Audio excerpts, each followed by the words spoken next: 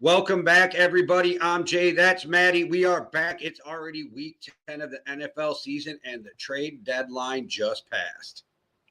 Yeah, welcome in, guys, to the show. Week 10 feels like this season is flying by, but I mean, it always does. Not looking forward to going back to not having football to have every single Sunday. So let's enjoy it while we can. But Jay, just to start off with, the NFL has started to make a real deal over the trade deadline, and the franchises are playing a part, and it just makes everything more fun. We've had this in European football for a long time, like the transfer deadline day, where it's just 24-hour news about transfer deadlines twice a year as well. And it's like the clubs just leave everything until that final day. But usually NFL teams are more prepared. So do you think it's kind of the NFL have asked the franchises to maybe leave it a bit later, or do you think the franchises have just realized they can kind of just get deals done later towards the end with the most information possible? What I think, and we've seen it with Sauce Gardner as being the perfect example, these contracts are now written so they're tradable. They will give you the money, but they want the payout to be so if they need to move on from you and they can trade you, they can. That's Sauce Gardner just got paid in July by a brand new GM, right? Like, so think about that, right? And then, but they made the contract tradable. Jalen Hurts' contract was tradable because I don't know what you think, but I don't think they were sold on Jalen until like last year as 100%. Like, this is our guy going forward. They were in talks for Stafford and everything else. So I think you're seeing that GMs are like more willing to pay the guys, but they also want outs. But players obviously don't want you to be able to cut them. So what the natural progression is we got to make sure that your contract is tradable. You still get the guaranteed money, but we get wiggle room to move if we need to. Yeah, and I think as well we've seen over time that as the first round of a draft is, yes, it's great, but it's a big price to pay for what is necessarily still just a lottery. Like, no first round draft pick is just a straight up guarantee.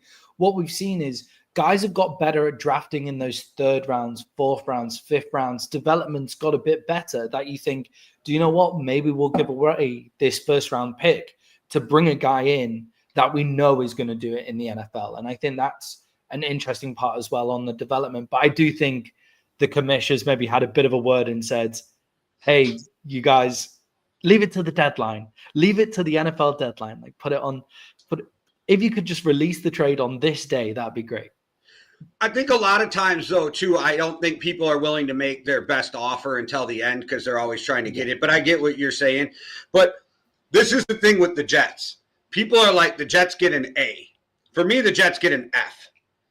Because Garrett Wilson, Sauce Gardner, Breece Hall, all drafted in the same draft class, right?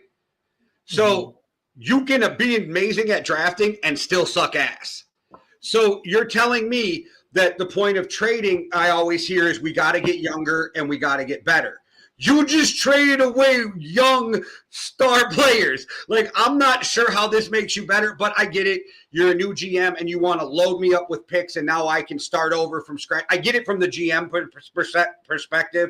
I just don't find it the right way to build a football team. And I think you took all of the assets that would help you turn around quickly if you found a quarterback. And I'm not saying you couldn't trade anybody, but like, you literally traded your two best defensive players. And I know all of a sudden people are hating on Quentin Williams, like he can't play football. Can we stop? He's a 27-year-old monster. He plays the 3 technique, which is the hardest position on the line to fill. And he's a Pro Bowler. He's a Dallas Cowboy, so now he's fair game. There is truth to that. On no matter what. Like, he's Kenny Clark is apparently the fucking worst D tackle we've ever seen. He's absolute ass, total garbage, because we got him in return for Micah Parsons as well. Like, it is, just as soon as you put on the Dallas Cowboys shirt, you are just the worst player in the world, according to 75% of the country. Question for you as the Cowboys fan. Do you lean towards agreeing with me more now that Dallas won this trade because you got two studs up the middle of the defensive line and you still got a first-round draft pick out of it and you got cap relief, which is odd to say that you brought on Quentin Williams and you brought on Kenny Clark and you still got cap relief from what you were going to have to pay Micah. And now, if I'm not mistaken, Overshown's back.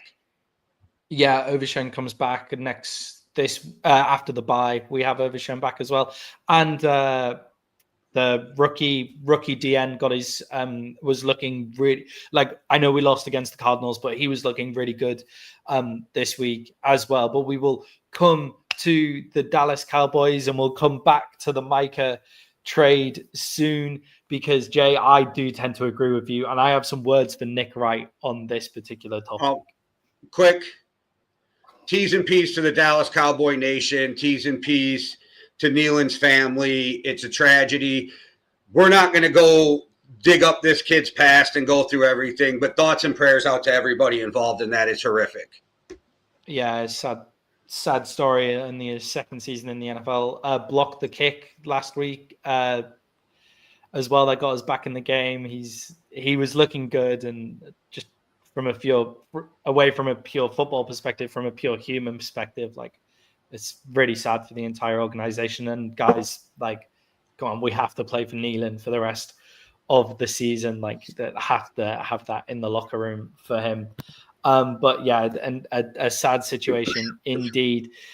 But Jay, back to the NFL trade deadline and back to the show. We're going to be talking about the NFL trade deadlines. We're going to be giving you our trade window winners and losers, one team in each category, or one player in each category. We will give you our Week 9 reactions, which include the Buffalo Bills game, the Kansas City Chiefs, the Pittsburgh Steelers, the Vikings getting their win, and the Green Bay Packers. We'll have our Week 9 MVP and Rookie MVP, our questions for our resident GMJ, our Week 9 overreactions before we move in to the Week 10 Thursday Night Football preview and previewing the Germany game, all wrapping up with our NFL Week 10 best bet. So stay tuned for that, guys. We got back on track this week in our picks, Jay. Thank God. So back on track. Here we go. Stay tuned for that. But Jay, let's start off with, before we talk about any trades, let's break down that Jets fire sale. So the Jets get rid of Sauce Gardner and Quinyon Mitchell. They are building up lots of picks. They get a 2027 first-round pick, and they also get from the Dallas Cowboys, and they get 2 first-round picks from the Jets, from the Colts for Sauce Gardner as well. What I don't understand in this trade, Jay, is, as you say, you are trading away your good assets, and they had this amazing draft class, and they're not great at drafting. But what I don't understand is, if you're going to do it, do it. You know, like, if you're going to do it, if it's clear house, then get rid of Garrett Wilson and Breece Hall as well. At least Breece Hall. Breece Hall. I thought about this, and this is what I came up with. Maybe I'm crazy, but it makes sense in my crazy, twisted brain. They're just waiting until the offseason. They're waiting until the offseason where they can get more for Breece Hall, or maybe not even Breece Hall, because he's their best offensive player, but I think Garrett Wilson is gone. And I think they're waiting until the offseason, and they'll trade him too. They probably didn't get the offer they wanted for him. And you could see a team like maybe Buffalo, if they struggle in the playoffs, being like, we need a number 1 receiver. Fuck it, let's go get Garrett Wilson, because what are we going to do? You know what I mean? So there could be some of that. Like, maybe they're waiting to get a better offer. But I'm with you. When it first ended, I was like, if you're going to sell Sauce, if you're going to sell your defense, your quarterback sucks ass. Why are you saving the offense? The only other thing I came up with is they're like, our offense is 1 quarterback away, and we can rebuild the defense with cheaper guys. I don't know. Those are the two. I'm leaning more of that Gardner, because if you're Garrett Wilson, aren't you going to want to be out of there anyway next year? Yeah. So I'm leaning more towards that. But maybe they just think they're a quarterback away, and with all these assets they accumulated, they can go up and get their guy, be it even in 2027. It doesn't necessarily have to be 2026. Or maybe they're going to turn around and I don't know if this is a great idea, but they're going to turn around and call the Cardinals and be like, hey, let's do something for Kyler. Yeah, that wouldn't surprise me either. But just with the Jets aren't a good drafting franchise. Actually, that bullshit. They are a good drafting franchise. Actually, like, well, they got a new like GM. Put that out. Yeah. So we'll see how the new GM goes. But they drafted as recently as 2 years ago or 3 years ago now. They had the rookie offensive player of the year in one draft in the same draft class as the defensive rookie player of the year, both in the same draft class. And the defensive rookie of the year is gone. So they'll be hoping for that sort of draft. But who I do think is a real winner in this fire sale is Aaron Glenn. He has the opportunity to get the players in, to fix the system, to just completely revamp the entire culture there that he wants to do. I just question, if you're going to do it, then do it. Like, sell everyone. And do you worry that they're so dysfunctional, though, with ownership that Aaron Glenn won't be able to see this out and they'll fire him before he gets that? Like, because that's something that comes into my head is like, they're so bad at this. Also, they proved that they drafted the right quarterback and fucked it up completely in Darnold. You drafted the right guy, you fucked it up completely. Yeah, and I do think it's just a question for the Jets of, like, you have to give Glenn time. Like, if this is what you're going to do, this is the build that you've gone for. And I think they've looked over at Detroit and gone, yeah, there was a draft where Detroit had a silly amount of picks in one draft, all in the top 5 rounds, and they basically revamped their entire team during that time. And they've looked over at Detroit, they've got Aaron Glenn, and they've gone for that as well. And yeah, but the issue is with Detroit is they went and got their quarterback off another team because they had a quarterback in the building that allowed them to get a good quarterback and get draft picks in return. The Jets don't have that situation, so they have to find the quarterback. And I think Kyler Murray would be interesting. Just Kyler Murray in New York could be a lot of fun to watch as well. I really want to see him with the Raiders, so I hope that doesn't happen. I want to see him and Ashton Genty, but okay, go on. Yeah, the Raiders, Falcons, Jets, like, who do you want to go to there? But wait. You just bailed on Penix that quick, huh? I've bailed on Penix. I've been out on Penix from the start. I've been out on Penix since the start of the season. Like, he can't throw. He can't actually throw. Like, that's like, you just watch it and the ball comes out. I messaged you. Go watch his college film and go watch now, and the motion is completely different. It is weird. I remember liking him. I remember liking how he threw the ball out of college, and I'm done. Like, I've seen enough. Like, Drake London is unreal, and making him look much better, it turns out, is what's going on there. But yeah, if I have a chance to get Kyler in Atlanta, that's where I want him to go. But Jay, Sauce Gardner was traded to the Indianapolis Colts, and I feel like the Colts just came out of nowhere for this trade. If there was going to be a team that came out and got Sauce Gardner, we all knew it was going to be the Philadelphia fucking Eagles. So the Indianapolis Colts coming in, that's great news. But Jay, are the Colts giving up too much of their future to go for it right now? No, I don't think so. And I think the big three, the Irsay sisters, headed by Carly Irsay after the passing of Jim, now run the team. So we're seeing more moves. I think they're allowing Chris Ballard, the GM on Wisconsin, to make some moves and to do things he wanted to do that maybe Jim Irsay not necessarily would let him. And I think the Irsay sisters being younger, and Jim coming from the old school NFL, maybe they're like, hey, we got to make some moves and do some things, and we're in a window right now. And I know a lot of people are talking shit about what happened with the Steelers, but like, bro, they had the worst game of the season. They gave up 5 fucking turnovers, and they still almost won that game. Let's be real. They still almost won that game with 5 turnovers. That is the wild part of that. And do I think they'll play that bad? No. And I really think Cam Hayward watched the show and wanted to tell Maddie to go fuck himself for saying he was old and slow. And for some reason, Quentin Nelson, hardest games of his career are against Cam Hayward. Cam Hayward's got this dude's number for some reason, and there's just things like that happen in sports, right? Like the Eagles just have the Vikings number. The Vikings just have the 49ers number. It's really weird when it comes that way.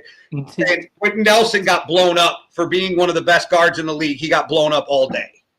Yeah, TJ Watt decided to go full, basically do all of his epic TJ Watt plays for the early part of the season into this season as well, into this one game where I think he has a crazy stat to do with strip, sack, fumble recoveries. So like the triple crown of sack, getting the fumble, and getting the recovery as well. And I think he had one in that game, as I remember. He has at least one in that game. I feel like he was going for it on every single play. But Jay, I tend to agree with you. I think nobody thought the Colts would be in this position, and the AFC is in a weird flux position right now where it's the Patriots at the top and the Chiefs we don't know, and the Bills are a bit up and down. I mean, the Bills look really good against the Chiefs recently in the last week. We'll cover that game in a sec. But, you know, the AFC is in a weird flux right now. And I think now is the time to kind of put your foot down. And Jay, I think this also means that the Colts have just gone, Daniel Jones is our quarterback for the next 2-3 years. We don't need those draft picks because we're not looking again at quarterback. Also with the Sauce trade, yes, he's the highest paid corner in the league at $31 million. But because of the bonuses already paid, he's $600,000 for the rest of this year, and then he's just $26 million every year moving forward. And I say just $26 million. But for a guy who's getting paid $31, having $5 million already paid every year is a nice move.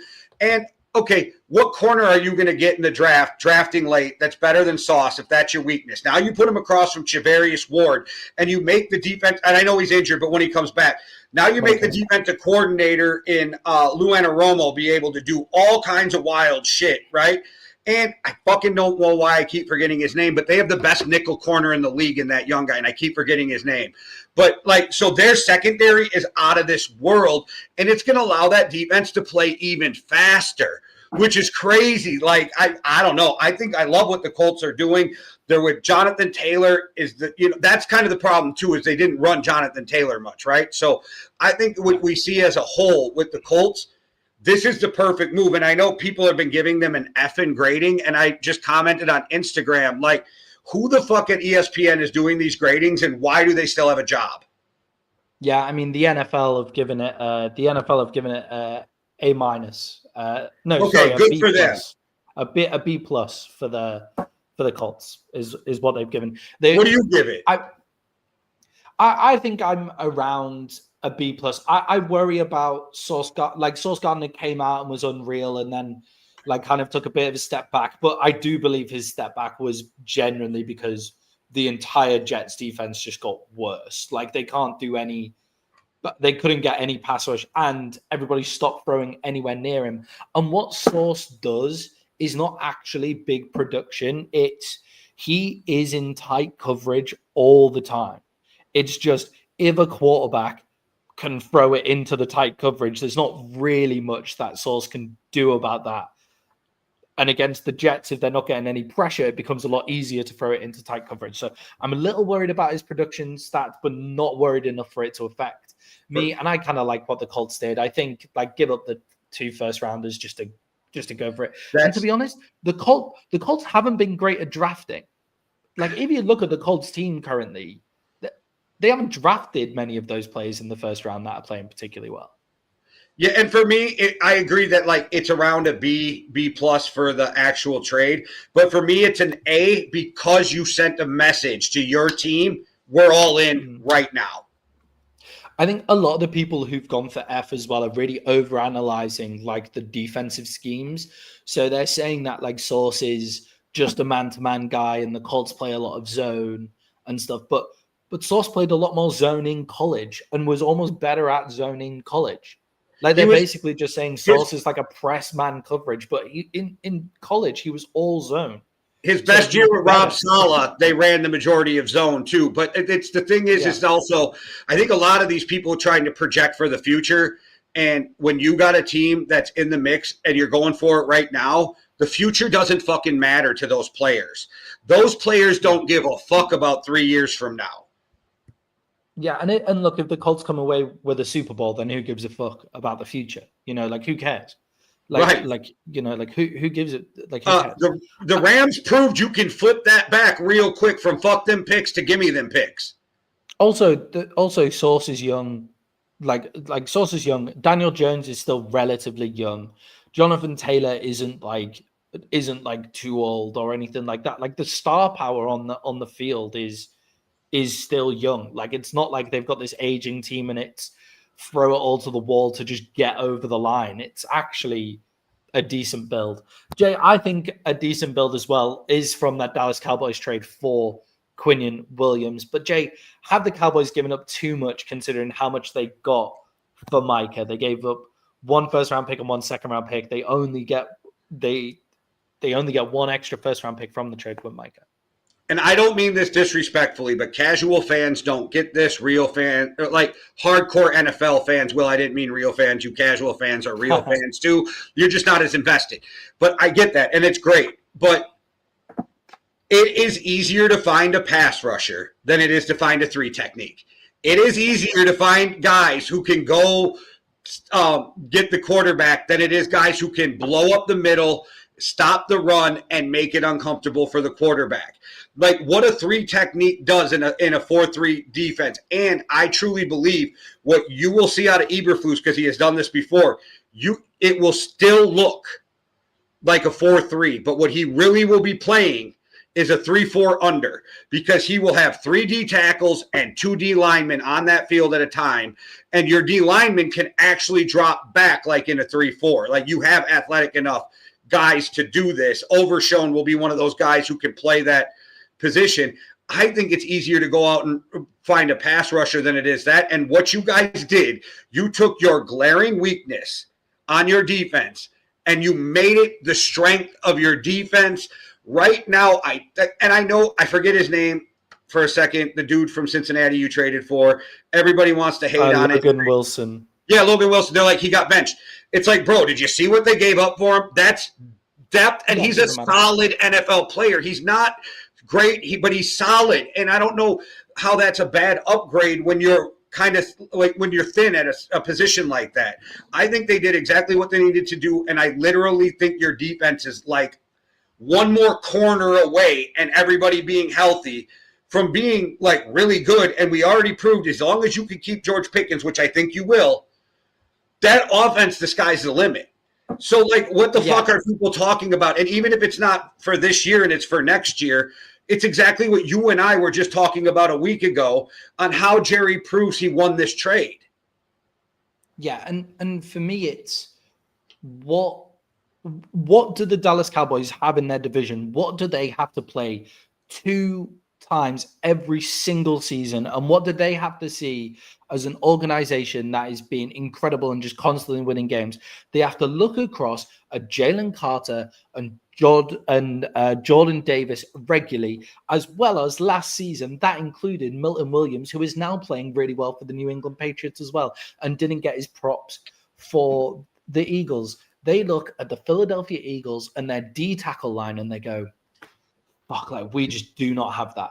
And the proof of that is the Dallas Cowboys now trade away Mazi Smith, who was a first-round pick for a D tackle. The Dallas Cowboys have never and will never again draft D tackle well. Like they can't do it as a position. So if you know you cannot draft a position well, spend the fucking first-round pick on it. It's been the weakness forever. It has been the weakness for such a long time. He's 27. And they've just gone out and got the best guy. Yeah, and he's only 27 years old. And they've just gone out and they've got one of the best guys in the league, especially for their age. And now, and everybody, and Nick Wright saying that they're going to have to cut Kenny Clark in the offseason because they've got Quinnen Williams and they've just given Odigizua a extension. Like they've just given him a big extension. It's like, we can pay 3D tackles now. Like we we can have the rotation. And you don't even need the rotation. I just explained how I believe Eberflus is going to play what looks more like an over-under 3-4. I think all 3 of those guys are going to be on the field a lot at the same time. And I don't get it. I just don't get the hate for this at all. And like you just made me think of something. You were talking about how you have to look across at the Eagles' defensive line. You also have to look at, who do we play 6 fucking times? We play Jalen Hurts and fucking Saquon Barkley. We play Scadaboo and Jackson Dart. We play, you know what I mean? And then you play Jaden Daniels, and that rotation of running backs they put in. You know what I mean? Like, it's exactly what you're looking at for your division too. And the rule is build your team to win your division. That's the rule. Yeah, and the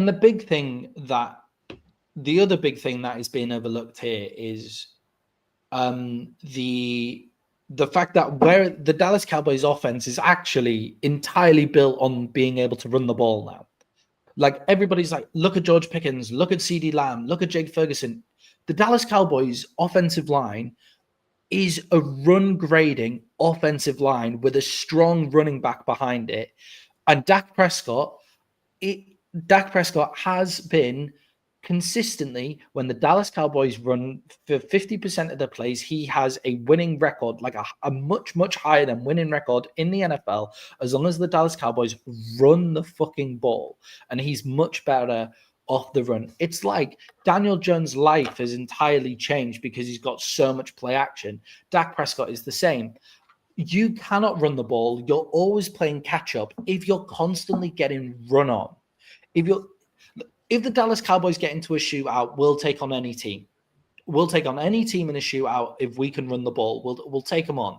But if they get into a game where they're just getting constantly run on and they can't stop it, and it's 10 minutes of game clock gone and a touchdown at the end of it, the Cowboys are fucked. Like, we can't keep it. Like, you can't keep up with that game. So improve the D tackle spot first and build outwards. It's what we've been talking about when we try to diagnose all the problems in Miami. It's, you've got to build from in to out in a team. And look, I'm sad that Micah Parsons isn't a Cowboy anymore. I'm sad about that. But we now have a much stronger team as a whole on that defensive line for Micah Parsons not being there. And the Dallas Cowboys are excellent at drafting every other position other than D tackle. So if they can go out and get a corner, or if there's the DN that falls to them, then great. Let's go get them with that first round pick as well. And Jay, the other thing that hasn't been mentioned that Nick Wright did not mention as well, because what he was saying is the Dallas Cowboys actually, because of where their picks, because of where they'll get their picks and the picks they're giving up, because the pick is from Green Bay and the Green Bay are looking really good, even though they just lost to the Carolina Panthers, same team that the Cowboys lost against. But the Green Bay Packers are looking really good and the Cowboys are not looking great. It's that the amount of picks that you actually give up is quite high. And I'm just like, but you're forgetting the cap space issue. Like, the cap space issue is an entirely different issue. The cap space now allows us to keep George Pickens. So it's also adding George Pickens in the mix of that trade too. And you're one of the handful of teams or more that are in the mix for Asante Samuels right now. Yeah, exactly. If we come away, because we saved the cap space, we come away with Asante Samuel, we come away with George Pickens, we come away with Kenny Clark and Quinion Williams, and then a first overall pick still to go from the Micah trade. It's like, okay, like, fine. Like, you take that every single day, right? No, absolutely. Absolutely. You hate to see a guy like that go. I hate to see him on the Packers. But we said from the beginning, Jerry can win this trade if we see him do the right things with these picks and the money. And it's absolutely what we're seeing. And we did also say this can be a win-win trade when it's all said and done. Yeah. And the final thing here, Jay, as well, is that everybody is saying about this trade, they're going and saying that, why are the Cowboys selling out this year? Like, is that really going to help them make the playoffs? They haven't sold out for this year. They haven't sold out for this year at all. They've sold out for next year. That's why they kept their 2026 first round draft pick and gave up the 2027 one. They gave up the 2027 one and kept the 2026 ones, because now they have 2 first round draft picks in 2026 to make moves with, because that's the year that they're planning on making those moves. Hopefully the cornerback room will be fit and Dak will continue to play great football, hopefully, as well. But that's an important part of it. Jay, a surprise trade as well here was Rashid Shaheed being traded to the Seattle Seahawks. Wasn't really a surprise that he was leaving New Orleans, but Jay, solid move for a solid football team. Best trade of the fucking trade deadline, and it's not getting any of the love. Jackson Smith and Jigba has been doing everything on his own. Cooper Kupp does not look like Cooper Kupp. And Sam Darnold almost turned into Sam Darnold in that blowout and gave that away, which if that interception, if they get that interception and score, that's a whole different game and not a blowout. Sam Darnold almost did some Sam Darnold shit. We know Sam Darnold is super talented, and you just gave him another weapon when Jackson Smith and Jigba has literally been getting like 60% of the throws. I mean, and then we just see, what's his name, Thornton, come up with 2 touchdowns as a rookie. Like, I love what they did. I think that he is going to take the top off of defenses like Deshaun Watson used to take, or not Deshaun Watson, Deshaun Jackson used to take tops off for Philly. Yeah. I think they better watch out, and you're seeing a star in the making in Seattle. I really believe that. Yeah, I mean, if you've got fantasy stuff around Rashid Shaheed, go get the guy now. Hey, so before they announced Kyler Murray's going on IR, I read something, and I'm like, I do not want to be stuck with fucking Aaron Rodgers for the rest of the season. So I trade Scott Aaron Rodgers because it's his favorite player for Sam Darnold. And then this trade happens. I was like, oh, yes, thank you. Yeah, exactly. I was sitting on – so I traded Braden Allen. I picked up Braden Allen off free agency the day before because I was like, Breece Hall is going on the trade deadline. Like, Breece Hall is becoming – I don't know, like a Texan, like 100%, like 100%. Breece Hall is going, and I was like, shit. Brandon Allen's a fine second, but yes, Rashid Shaheed for fantasy owners, watch out for that. I wonder if he eats into Jackson Smith and Jigba's fantasy usage a little bit, but he is just solely going to be the down the field shot. It'll hurt as well. It'll hurt Jackson Smith and Jigba's fantasy, but it will help him on the field and the team overall. Yeah, 100%. Yeah, 100%. And I agree with you that that's one of the best trades. Like, when that came out, I was like, yeah, 100%. That makes loads and loads of sense. Right now, they are one of the top 3 or 4 teams in the NFC. And if Sam Darnold can not do some Sam Darnold shit at the worst time, but Aqib Talib has just convinced me that Sam Darnold is just going to be Sam Darnold forever. So, I don't know. I listen to too much Aqib Talib because he's just like, yeah, he's just going to fuck it up. He's just going to fuck it up. But Sam Darnold, when he's playing lights out, is playing lights out, and it's a great move for them. They are one of the best 4 teams in the NFC right now. Just to take a quick break from the show, some news from your favorite mental wide receiver, Antonio Brown. Antonio Brown has just been extradited from Dubai to the US to face murder charges linked to a shooting in Miami. It's just like, it's classic Antonio Brown news coming out there. So I know Ryan Clark said he was a fucking head case before the Vontaze Burfict hit. And then they paid him and he became a bigger head case. But that hit was so brutal, it makes me wonder sometimes, like, did that hit alter this dude's brain forever? Yeah, it was a lot. It was just a lot that just has gone on with Antonio Brown. But yeah, that news just popped up on my ESPN phone. And Jay, my ESPN app. Wow. I'm like, wow, you really sold out. All right. Yeah. Jay, did you expect more of a fire sale from New Orleans on the deadline? Because look, I know it's early, but Tyler Shuck ain't it. Like, he's not it. And Spencer Rattler also is backup quarterback material. Did you expect more of a fire sale here? Yeah, but then I started thinking the guys that are out there are all old, right? And how much were they getting offered? I don't know. I did read that there was some interest in Kamara, Taysom Hill, and Olave. Maybe you couldn't get what you wanted for Olave because of the head injury history. Maybe that's a thing. And then how much is the team going to give up for Alvin Kamara? And then Taysom Hill's just a gadget guy. What does he go for? So yes, I thought they would, but the more I think about it, it made sense. Yeah, I wonder if it's just worth getting what you get. Because I'd be surprised if Olave wasn't up for a second. If he wasn't up for a second round pick, I'd be surprised if someone didn't go and get Olave for a second. And also, it's about clearing cap space it's about clearing cap space and stuff for the Saints as well. They need sorting. I thought Cam Jordan would have been out of there because everybody wants a pass rusher, just like I thought Chubb would have been gone in Miami, but they just got rid of their other pass rusher. And I know people are like, why would you trade him for a third? You could get a compensatory pick if you just let him walk at the end of the year. Yeah, and that's a whole nother year away. So you take the third, which is higher than a compensatory no matter where the Eagles finish. So you moved up and you get the pick right away. Made sense to me. Yeah, and I think the Saints are kind of heading straight for a first or a second overall pick, depending on the Titans and the Jets. Oh, the Jets own that, but yes, they're right up there. Yeah, yeah. Jacoby Myers was traded away to the Jacksonville Jaguars as well.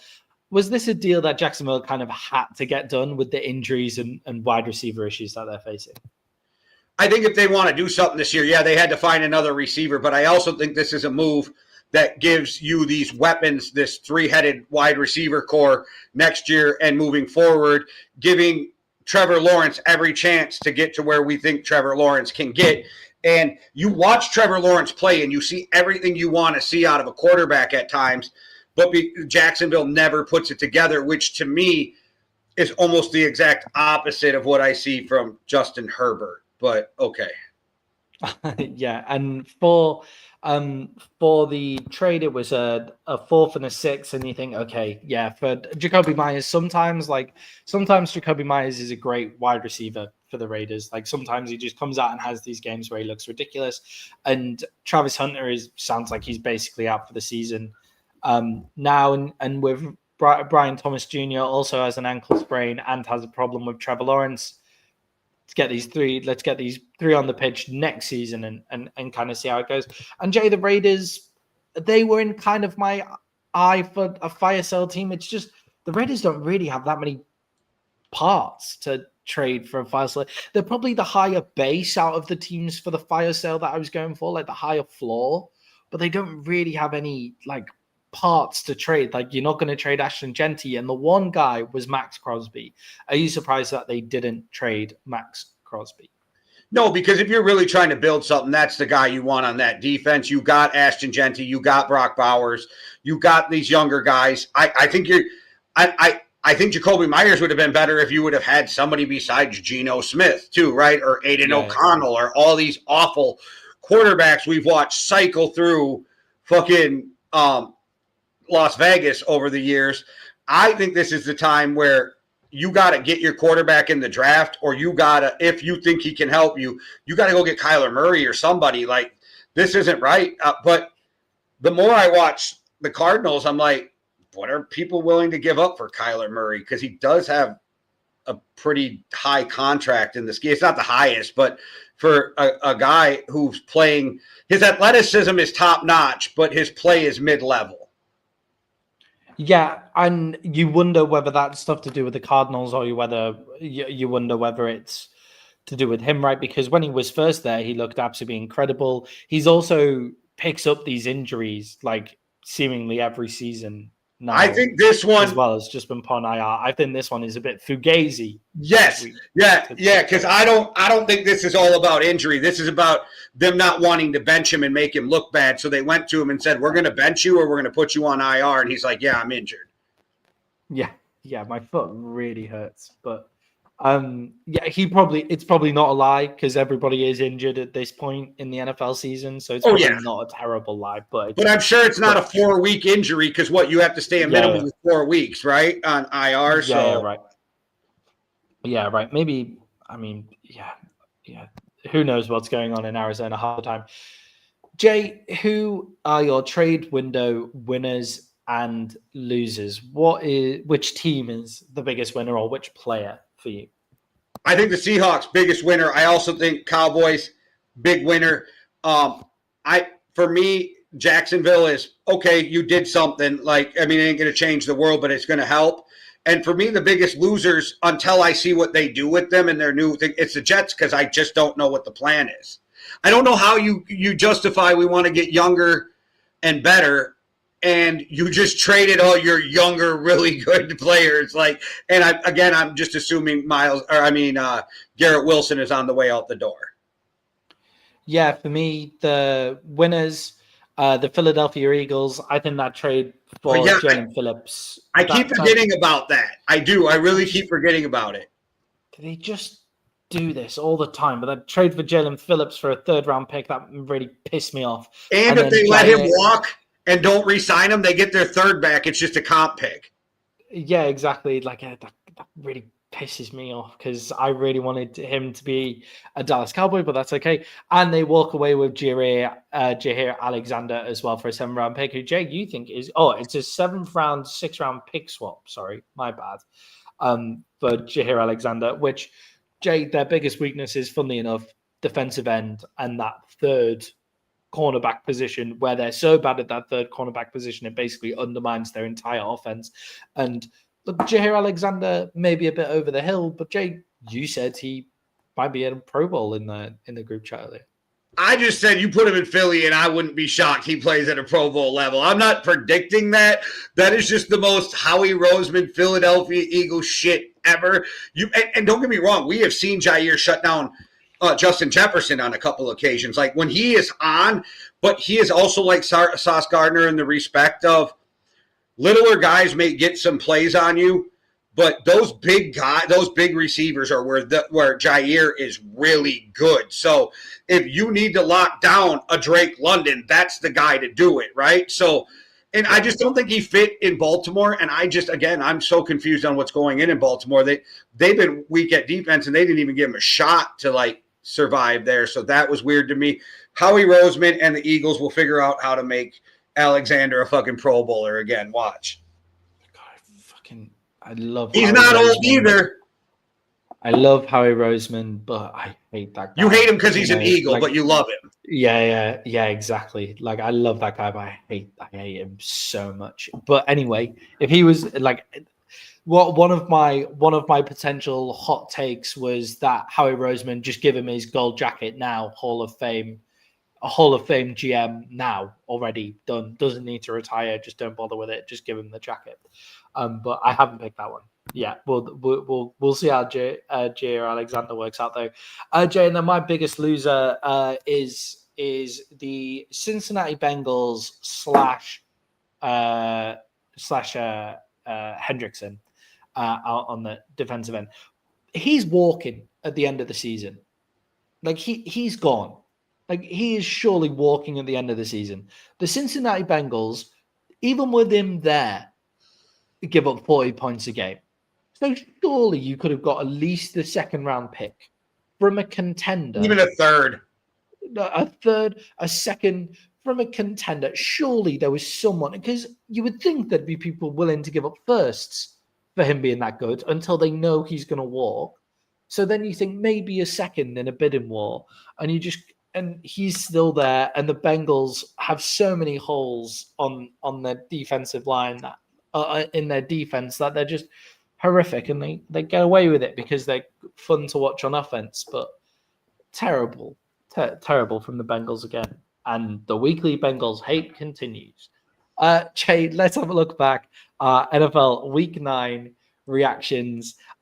We will start in Buffalo with the Kansas City Chiefs, where the Buffalo Bills. Jay, that game wasn't even close.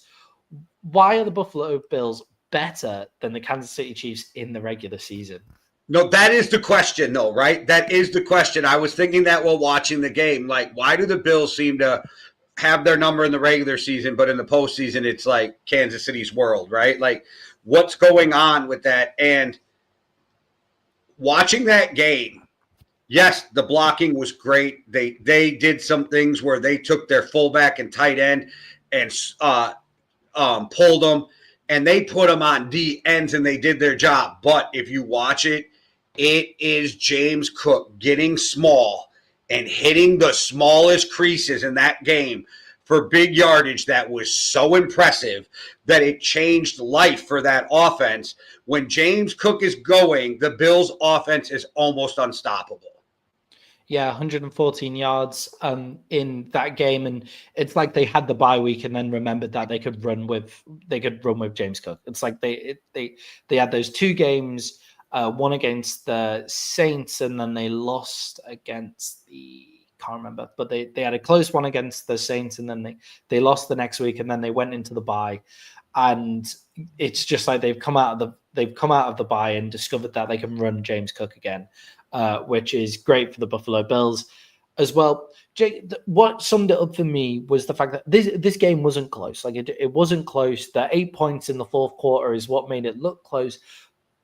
But what it was for me was Patrick Mahomes gets the ball back. They needed after they scored the 2-point conversion, he gets the ball back twice, and they stop him twice in that. In the offseason, in the playoffs, sorry, that does not happen. Like, that's the play. Those two drives for the Buffalo Bills, that's the difference. Whatever they do in the regular season to Patrick Mahomes there, or whatever Patrick Mahomes does when he gets into the offseason, they need to stop that from happening, because he was within a score, he got 2 cracks at it, and they went nowhere in either of those drives. So that was the difference for me as to what it looks like in the offseason, the postseason as well. And I'm not really sure what that is. Jay, we spoke about James Cook, but Dalton Kincaid kind of looked like he had a breakout game here. 6 receptions, 101 yards, and a touchdown here. Jay, Dalton Kincaid's a weird anomaly for me in Buffalo, because I was so excited for him coming out, and then there's some stuff where he looks good, but he doesn't seem to get the love in Buffalo. Was this his breakout game? It does. Like, we've seen him have big games before, right? But they don't utilize him a lot. And I'm not saying he's a Hall of Famer, guys, so nobody hit me with that, but he could be your Travis Kelce. He could be that guy on your team that was that security blanket for Josh Allen. But they never put him in any check down in their scheme. They don't ever use him as the check down routes. And I don't understand why, because he's got really solid hands, and for a tight end, he's pretty athletic. He also screams like yak ability as well, like yards after the catch. Like, he screams being able to do that, and then doesn't. They just don't get that usage. So I think continuing to get that usage from Dalton Kincaid will be a big thing for them going forward. It keeps the completion percentage really high for Josh Allen. 23 completions on 26 attempts to Mahomes' 15 on 34. So full respect to the Bills defense there as well for breaking up Mahomes' passes. Jay, are the Chiefs actually good this season? Because they're 5-4, and they've lost against the Bills in this game, and they also lost against the Jags, and they also lost against the Eagles. So are they actually good? And the Chargers as well. Sorry, I don't want to play them. Yeah, guys, the Chiefs hate is fucking ridiculous. But just putting that out there, like, I've seen it. It's mad. The Chiefs are very good. The Buffalo Bills have their number in the regular season, but just go back and watch the Chiefs against the Lions if you need to know if they can play top-tier teams. Weren't people saying the same thing last year? Are the Chiefs any good? Can they play? Yeah, they got dominated. By the way, they got dominated by the Buffalo Bills and still had 2 drives to win the game. They still had 2 chances to go out there and win the game, and they just didn't get it done in that. That sometimes happens. Guys, don't worry about the Chiefs. Jay, a game that has been mentioned already on the show was the crazy game in Pittsburgh, where the Pittsburgh Steelers turned over the Philadelphia Eagles the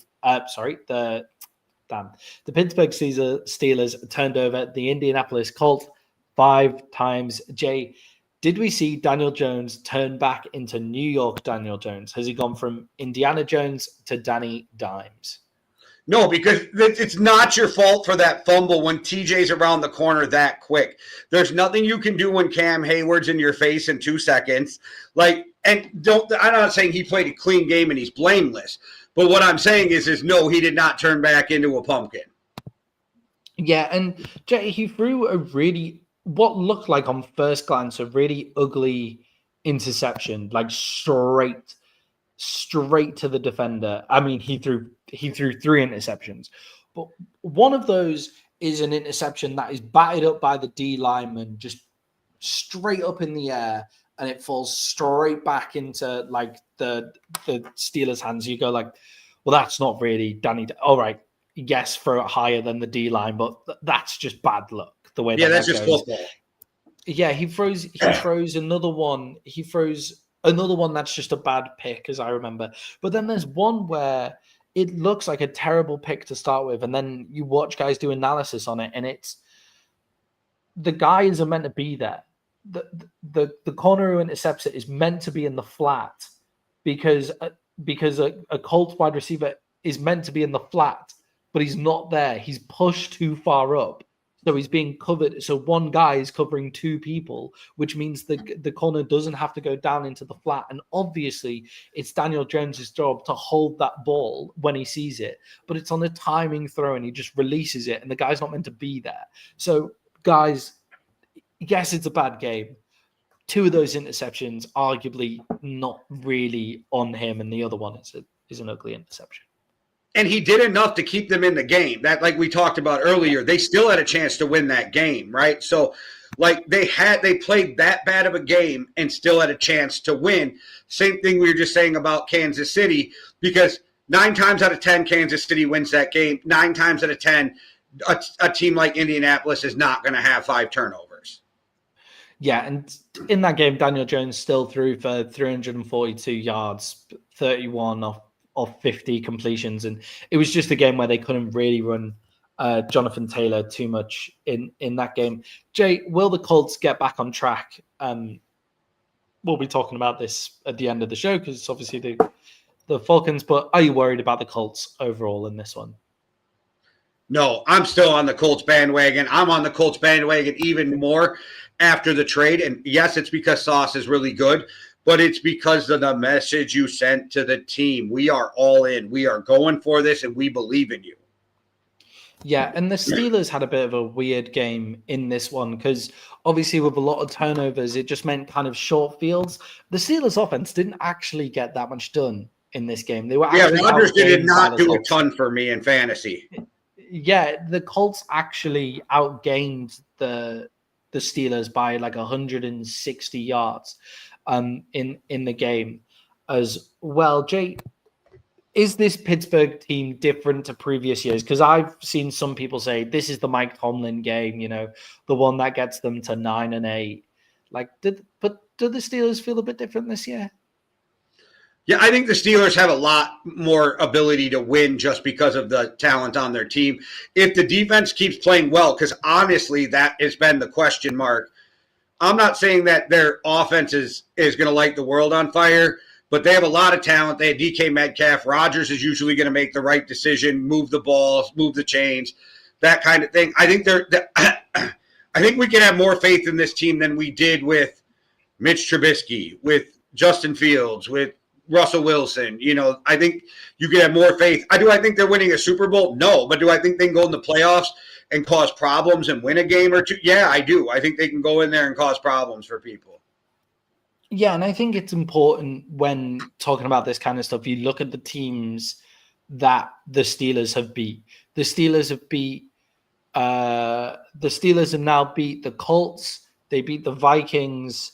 They beat the Colts, the Vikings, the Jets. Oh, and they beat the Patriots as well, and they beat the Browns. But sorry, I was looking for the other decent team there.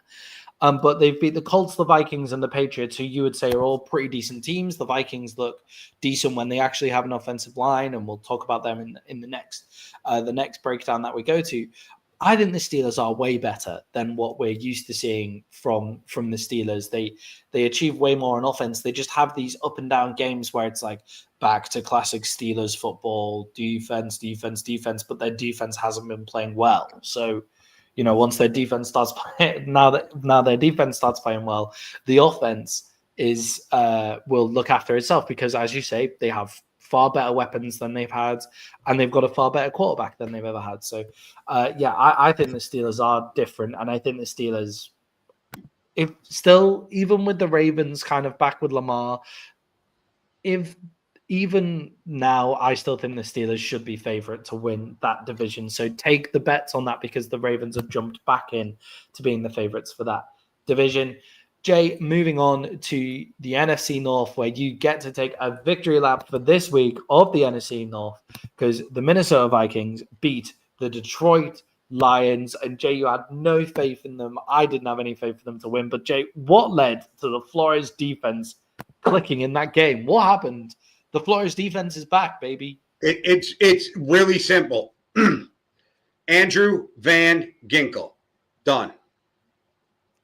Yeah, he's incredible. We spoke about him a lot before the game and his return. He just allows the Vikings to do so much different stuff, and it's just the pressure that they can immediately get. And Jared Goff is actually pretty good against the pressure, but the way the Vikings brought pressure in that game was just so good to watch. Yeah, and like I said, what we talked about it last week, that Andrew Van Ginkel changes the way they can play. And if you've noticed, as soon as Andrew Van Ginkel was back in there, Brian Flores was sending the fucking blitzes again. There's something about where I think when he sends blitzes without Van Ginkel, it's not as effective because of Van Ginkel's rushing ability, but also his coverage ability and his versatility. And I think it changes life for the scheme of Minnesota's defense to have a guy like Andrew Van Ginkel. And if you looked at the beginning of the year, even when they won, but they were playing shaky, they didn't have Harrison Smith. I think there's a couple guys in that defense, on Harrison Smith on the back end and Van Ginkel on the front end, that changed life for what they can do on the field. Yeah, 100%. I think like they just looked instantly better. The Vikings look like themselves again on defense, and that's what we want to see from the Vikings. And Jay, did you see enough from JJ McCarthy to feel confident? Because his stat line doesn't look great. 14, 25, 143 yards. 143 yards, 2 touchdowns, and an interception. No. I don't care what the NFL says. Naylor pinned that against his leg and his knee hit the ground. I am not trying to hear that shit. And any tie goes to the receiver, and these refs need to start getting fucking fined and suspended. It was ridiculous. And we still won, and it pisses me off. But I don't care about that interception, to be honest. I don't give a fuck about that one because I don't think it was an interception. It's also a rough interception. It's also rough to call that an interception, by the way. And that's not, even if it's an interception, that's not on JJ because it hit him in his hands and then he pinned it to his leg. That's not it. But I saw enough what I said to – oh, sorry, go ahead. It's like Rodgers got pinned with an interception, I think, last week when DK Metcalf caught it, but then caught it at the same time as the cornerback, and the cornerback ripped it off DK Metcalf. Aaron Rodgers got pinned with an interception on that as well. It's strange that that's an interception. But anyway, his stat line, you can remove the interception if you want. But no, I don't care about the interception either way. TDs. Honestly, I don't care. I just that pissed me off, so I had to voice that. But and Kevin O'Connell went to the verge where I wouldn't have been shocked if he got fined for what he said, but I think he balanced it just right, where the NFL probably sent him a cease and desist letter instead. You know what I mean? But I said in the group, I was just impressed. JJ looked like he could run the offense. He looked like he had a handle of everything. He was really calm. He was going through his progressions. I was really happy how he played. The dude is accurate, and he throws lasers. He threw a laser to Justin Jefferson that they're calling a one-handed catch. He snagged it with one hand, pulls it in with two. But okay, nothing against JJ or Jefferson, but JJ might need to learn a little touch every once in a while, but I was very impressed with what went on with JJ. And being that he's played 3 games and he's had 5 really good quarters out of those 3 games, I'm good with that. Yeah, and I think things like the touch will come, but every time I've watched him, I didn't watch the game where he got injured, and I didn't watch the game live where he got injured and had the turnovers. Like I didn't watch that game live, but every time I've watched him live, I've texted the group chat being like, "Yeah, JJ McCarthy can play football." Like you watch it, like you just watch him and you just go, "Yeah." After that run, you just went, "JJ's nasty." Yeah. He's got this. Like JJ McCarthy has got this. He's got the NFL in him. Like he's ready. He's ready to play. And look, maybe he won't be a top 5 QB, but he will. He'll definitely be around top 10. Like he'll definitely be around top 10. And whenever you watch him play, it's those throws that are just zipped in 20 yards down the field that you just go, that pinpoint accurate 20 yards down the field. You just go, yeah, that not many QBs can do that. So there you go. I don't know. boy can play. Honestly, I don't know if he'll be a top 5 quarterback, but he has every potential to do it because nothing phases this kid. If you go back to college, the biggest games don't get to him. The big moments. You saw what I texted the group, and I was like, that was that final pass of the game. I said that's JJ's biggest pass of his young career, and that is a confidence builder. Kevin O'Connell on 3rd down said, JJ, go put this fucking game away for us, and he did it.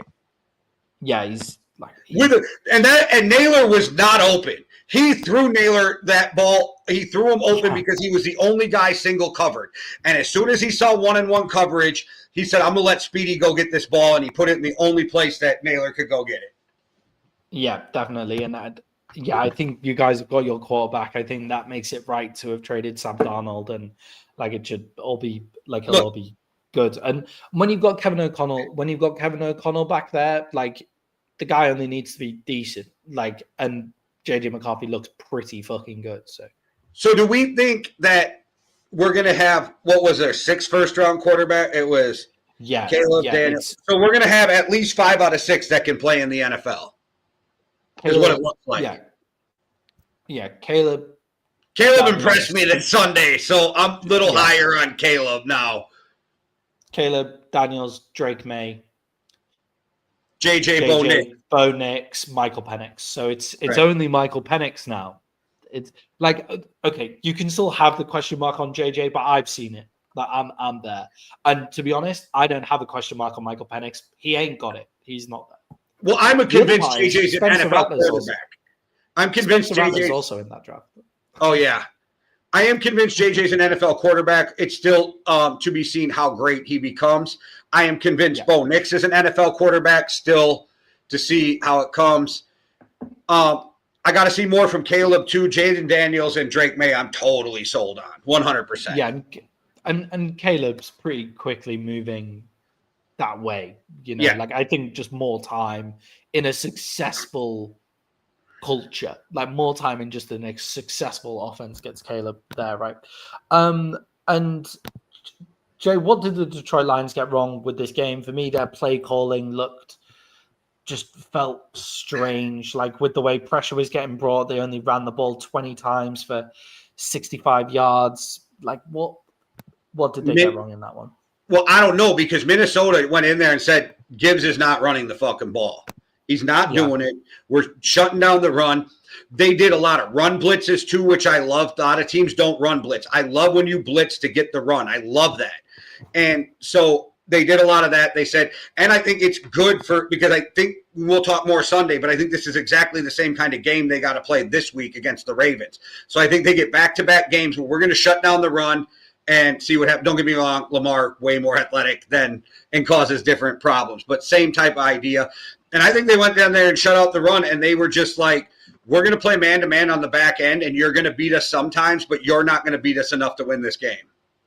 Yeah, and the Lions are just an interesting team. Like, they haven't really beaten anyone. Like, they beat what's left of the Bucs, and that they beat the Bucs when the Bucs had a cataclysm of injury issues. But then their other wins are to the Bengals, the Browns, the Ravens, when the Ravens without Lamar and with their defense the way it was, and the Bears in the second week of the season, who they absolutely cakewalked 52-21. But then their losses are to the Packers, the Chiefs, and the Vikings. Like, how good are the Detroit Lions actually? Like, they haven't beaten anyone really. Well, that Kansas City game, if you remember, that was a pretty good game, right? So they played. It was a very good game. Yeah. They played well, but they didn't get the win. And then your division opponents just beat you sometimes. That just happens. Like, you get beat by lesser division opponents at times, or you beat a better division opponent at times. I don't know how much stock I put into losses against your divisional opponents. And I still think the Lions are one of the top 4 teams in the NFL too, or in the NFC too.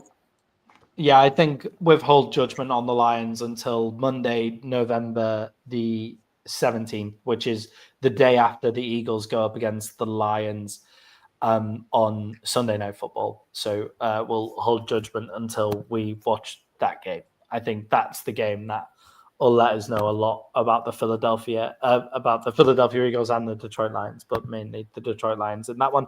And Che, what a great week for you. The Green Bay Packers lost to the Carolina Panthers. How was the town of Green Bay after that? That must have felt horrendous in there. I mean, not bad for you. No, they had somber faces walking past my house after the game. The Bears fucked it up from being a perfect weekend, but I'll take it anyway. The Bears really did nearly Chicago that game as well. Yeah. I think this game showed a lot of weaknesses for the Packers that I've been talking about that people have really said to me in like groups that I'm an idiot over. And I'm like, kind of feel a little bit of vindication because you know me, I can't stand the Packers, but I try to be very honest about their team, right? So like, I think that there's still questions like, who is your number one? Who is the guy that you throw the ball to when you need a play, when you need a first down? And that matters in the NFL. People can act like it doesn't because Brady figured out how to do it does not mean everybody can figure out how to do it. Yeah, and I think as well, like the other glaring weakness for me is the Jordan Love roller coaster. Like is Jordan Love, is he consistent enough to be trusted to lead this organization to an NFC Championship game, to the Super Bowl? To get a Super Bowl, he has to do what Eli did in the playoffs and get hot and have a defense that's going to help carry him there. Because none of us ever thought Eli was this elite quarterback, but he figured out how to win 2 Super Bowls on 2 historic playoff runs with historic defenses. I think that's what you need from the Packers because there is games where you watch Jordan Love and he can take it over, but it's not every game. And what do you do in the playoffs if Jordan Love isn't hot? Yeah, and I think as well on this side we're seeing that the problem that the Dallas Cowboys had with Micah, when you had Micah on the team, are seeing that resurface a little bit here in Green Bay. And they've built this excellent defensive line for getting after the passer, but then Rico Dowdle has just run 130 yards on their line as well. And Micah is not disciplined in the run game. He is a get to the quarterback guy, and a great way to beat Micah Parsons is run at the gap where Micah is meant to be. Wherever the gap Micah is meant to be in the run game, get there. Micah is great at making those recovery tackles in the run game, but he doesn't stop the run first time out as well. And the Packers, they got rid of Kenny Clark, and now they look like they can be run on as well. But Rico Dowdle looked great in that game, right? Yeah, but Rico Dowdle has looked great all year. And I heard people beating up the Cowboys for letting him go. And I'm like, motherfuckers, he did nothing like this to make you think that he was going to be this player. So you need to stop with that shit. Also, do you know who has more yards than Rico Dowdle this year? Javonte Williams. So it's like, yes, Rico Dowdle's hot Rico Dowdle gets hot and has these huge games, but Javonte Williams is the 3rd highest rush yards in the NFL currently this season as well. So like it can be a win-win situation for everyone, you know, like Rico Dowdle can go to the Carolina Panthers and look great, and that's good, but we also got our guy as well. Jake, the Green Bay Packers were making a lot of noise coming into this season.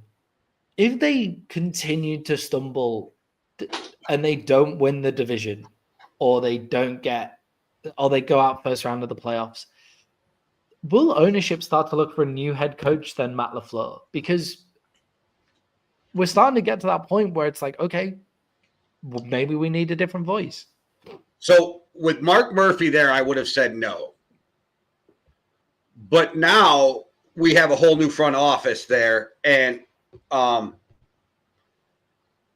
think that there's a chance. Like I said this for a couple of years now, like if they don't get over this hump, you got to start looking at Matt LaFleur. Like he runs a solid offense, but he's not getting them over the hump, right? He had Aaron Rodgers for 2 MVP seasons back to back and couldn't get over the hump.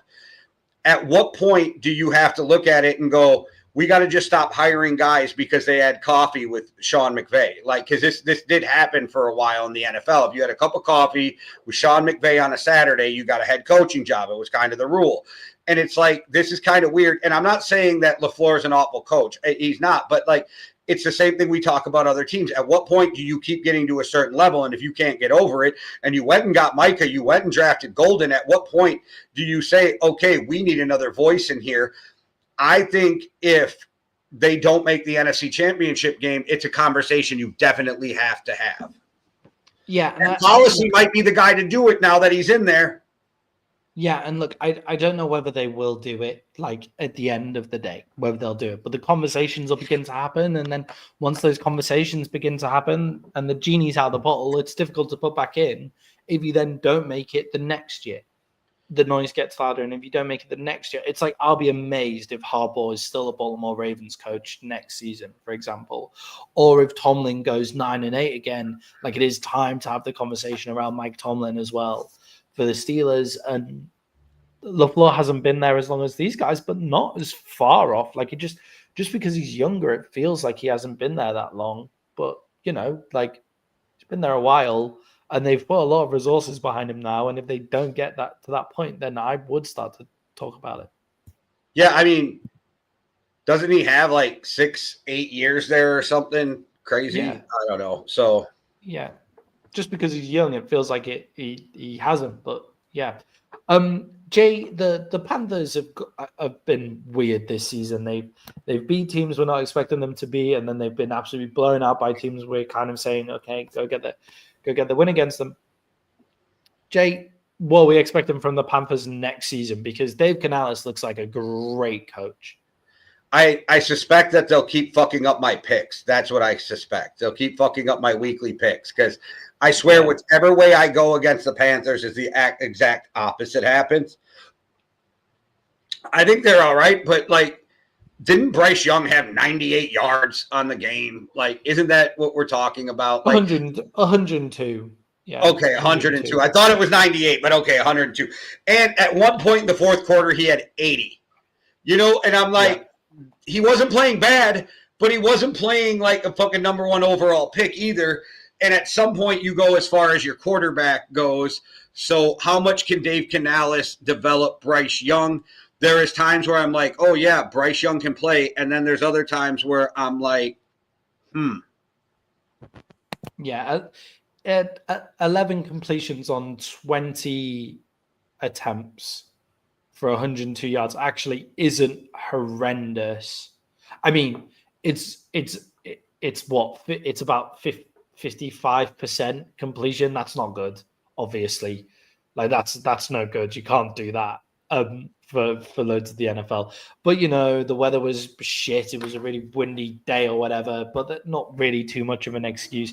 But when your running back is going off, and Rico Dowdle carried 25 times, you know, there's not much that can be done there. Right. But I like Dave Canales, but I agree. I think they have to go out and get some serious star power in Carolina if they're going to back him up. Just to touch on what you said, though, I've lived in Green Bay for almost 20 years now, and this is the windiest year I've ever experienced. Yeah, they were saying it was pretty horrific. We had gale-forced winds yesterday. I was tempted to give Jordan Love a slight pass because of the weather, but no, this is Green Bay weather. Enough. You got to learn how to play in this. Like, Joe Burrow plays in shit weather. Josh Allen plays in shit weather. You just got to learn how to do that. Yeah, definitely. Jay, we'll finish off our Week 9 reaction segment with our MVP and our rookie MVP. Jay, who is your rookie MVP of this week? Well, my rookie MVP has to be where did I put this? I want to get the stats right. So I have Loveland as my rookie MVP, 6 receptions, 118 yards, 2 touchdowns. Granted, if Cincinnati knew how to tackle, that would be a different fucking thing. Yeah. But it doesn't change the fact that he scored that touchdown. It's the biggest game, I think, of his career, and he is only the third rookie in Bears history to have over 100 receiving yards and multiple touchdowns in a game since 1970. Wow. Yeah. And look, Caleb Williams is finally on course to being their first 4,000-yard passer. Like, is as well as looking at the Bears. But yeah, Loveland kind of came out in that game. I thought, like, yes, he busts a 50-yard touchdown completion in the end. which was all very Bengals. I was literally jumped out of my seat when he broke those tackles. But even if you remove the 50 yards, the stat line's still good. And Caleb Williams has shown he likes to throw to tight ends. Like Cole Kmet last season had a great season as well. Like Caleb Williams likes to throw to tight ends, so I'm sure we'll see more of Loveland as well. Jay, for me, my rookie MVP was the Buffalo Bills cornerback, Maxwell Hairston. The Bills kind of shut down the Chiefs in large swathes of that game, and he came out with a 91 PFF grade, Maxwell Hairston. So, yeah, give me the rookie cornerback, their first pick in the draft in Buffalo. Jay, who's your MVP of this week? Well, I just see we both have the same one, so I'm going to switch course a little bit, and I'm just going to say it's Brian Flores. Yeah, take it. Like it. Take Brian Flores. Van Ginkel, like whack them all in, you know. Well, we're going to hear about Van Ginkel in a second, so I didn't want to bring him up 3 times. So, okay. I like it. Jay, so it sounds like who we've both gone for is Brock Bowers. Yeah. Brock Bowers was just ridiculous from the tight end position. The guy is a freak. 127 yards, 3 touchdowns. Jay, 44 fantasy points in that game. Obviously, fantasy points aren't what it's all about. Like when it's on, we're largely just talking about the NFL here, but 44 fantasy points for a tight end is fucking insane. So Brock Bowers, MVP of the week. Jay, now we move on to GMJ, where I get to ask our resident GM of our podcast, Jay, a question that I want to ask all GMs. And Jay, I want you to break down this week the benefits of trading picks for in 2 seasons' time rather than in the next draft. Why do you see so many teams giving away their 2027 draft picks instead of their 2026 draft picks? Because you have another year to accumulate draft picks to make it sting less by the time you give it up, right? So, like, if you give up that 2027 first, but you can figure out in the next year how to get back a third, it makes that sting less because you still got 7, 8 picks for the draft, 9 picks, whatever it is. Even though you don't have that first round pick, you can, and Kawasi's big at this. He'll give away a pick 2 years from then and figure out how to get, like, he'll give up a 4th, but figure out how to get a 4th back before that draft. Yeah. And I think as well, if you've already done your scouting work for this draft. By this point, you've done most of your scouting work for the 2026 draft. But then if you're going ahead into the 2027 draft and you don't have a first round pick, that completely changes how you're going to do scouting and who you're going to do the scouting on as well. So it's a multifaceted thing. It gives you the opportunity to look back at your picks, and it gives you the opportunity to do your scouting work again. However, there is one time that I thought it was better for the team. I think it was the Lions who gave away loads of 2026 draft picks because they just loads of that year's draft picks in favor of keeping their next year's draft picks. And it's because they knew they had a terrible team and they wanted to see who they got, and they knew it was a terrible draft class for blue chip players, and then they move forward into the next one. Well, that's what we talked about with Micah too. Like, why would you have traded Micah last year when the draft pool was 7 through 35 were ranked pretty close to each other? Why would you take a first round pick in that draft?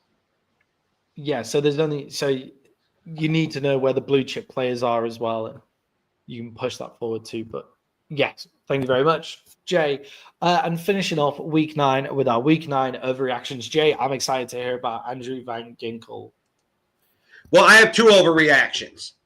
One It is, if we're doing real MVP, Andrew Van Ginkel has to be in the conversation of most valuable player because he has proven his value to that team. So that is my one overreaction. You have to be in that conversation if we're truly saying valuable. That is not what the NFL does, though, so that doesn't matter. They go best player, best team most of the time.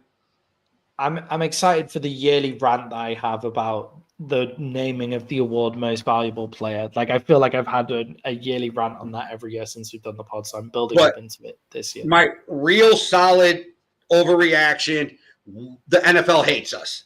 And the NFL proved they hated us by the game tonight. They fucking hate us. And all these people who couldn't watch Monday Night Football because of YouTube TV, too. The NFL hates us. Well, Jay, I'll take that one step further. Oligarchs hate us, but, don't need to get political or anything. But yes, that's NFL, not political. That's the truth. That's not political. That's true. That's not political. That's true. But yeah, Jay, the Denver Broncos versus the Raiders. We'll talk about it, but it's rough. I don't think I'll be staying up too late for that one. Jay, my week 9 overreaction is that Kyler Murray has played his last game as an Arizona Cardinal. I don't think we'll see Kyler Murray again in Arizona. 2 weeks in a running now. I don't think your overreaction is actually an overreaction. I kind of like this one. Like I kind of like this one. I think lots of people will be like, nah, that won't happen. He's just on IR. But look, it makes loads of sense to me. Even if he plays again this year, I don't think he's a Cardinal next year. Yeah, like he's at least not a Cardinal next year. And if that's happening, I don't know why you don't just see what you got in Jacoby Brissett, right? He seems to be running the offense better. Well, and I think the thing is, too, is that offense is set up to be timing, ball out, this kind of thing, which is Jacoby Brissett just wants to run the offense. He doesn't want to do the extra. Yeah. He'll take off if he sees it, whatever, but he doesn't want to do that. Where Kyler, I think, might be like, that's a shit play call. Let me just handle this myself, and I think it causes problems.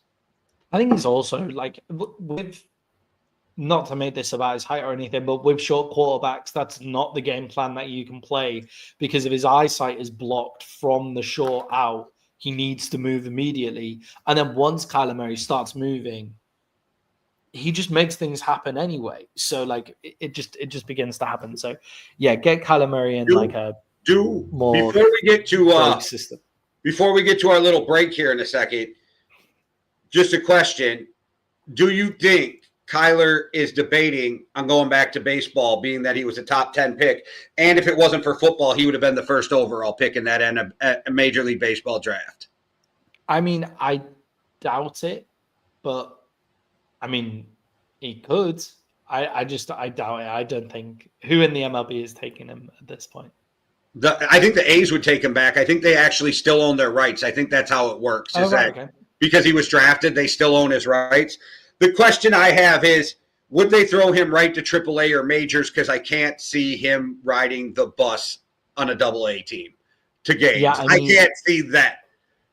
He immediately puts bums on seats and puts your team on the TV, which is what baseball needs. Like he immediately fills out a stadium as well.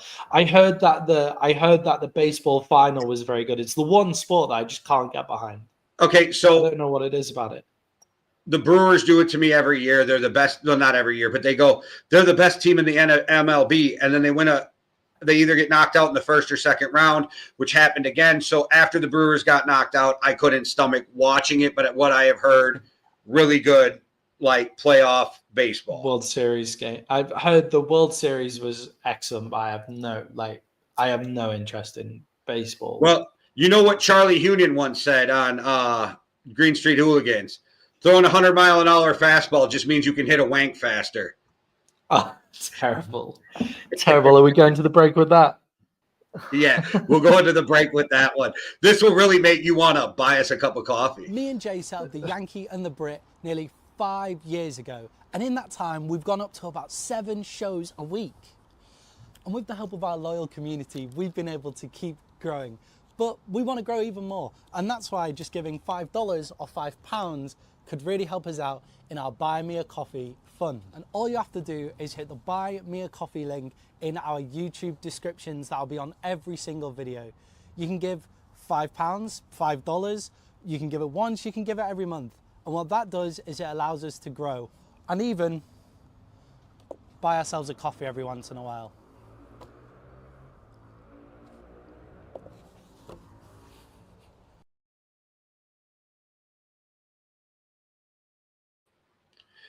We get a double Brit action right there, and something you may appreciate. I've told you about how great Quick Trip gas stations are.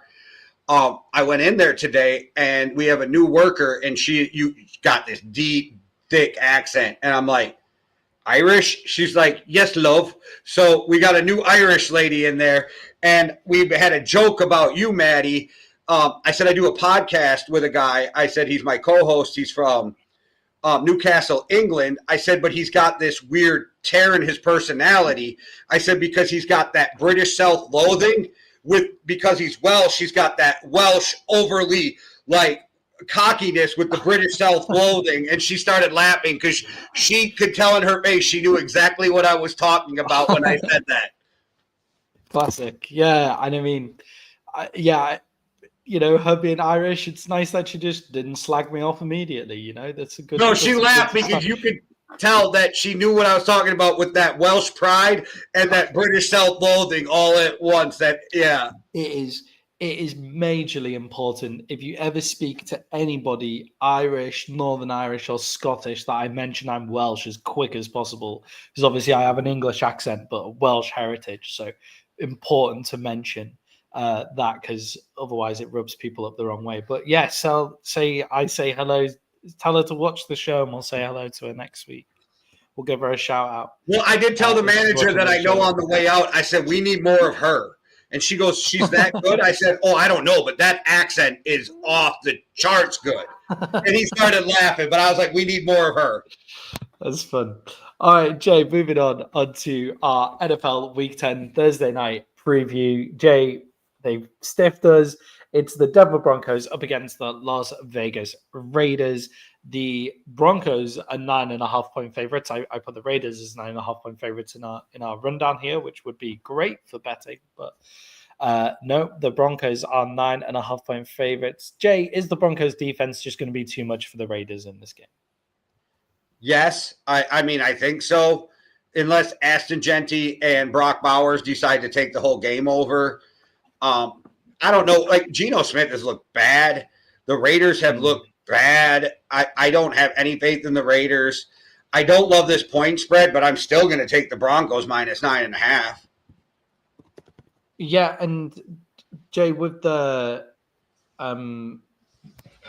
obviously with Brock Bowers having his breakout game, he is the one guy that I think can take over this game. Like, I think the Broncos have got Ashton Genty covered. Like, I think they've got the run game.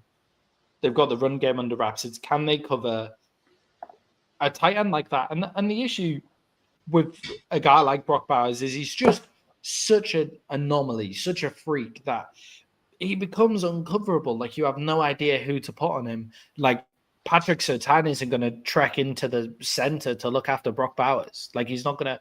Oh, he's also injured, so that doesn't help.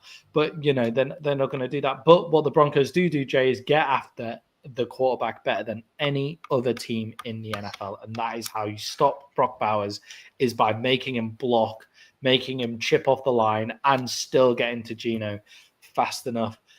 Jay, I said I wouldn't take the Broncos if they had a point spread more than a touchdown, and I'm going to think about it a little more because, Jay, the Raiders do have a sneaky enough defense as well with Max Crosby on the field. Do you think they have a sneaky enough defense there to kind of keep them in it?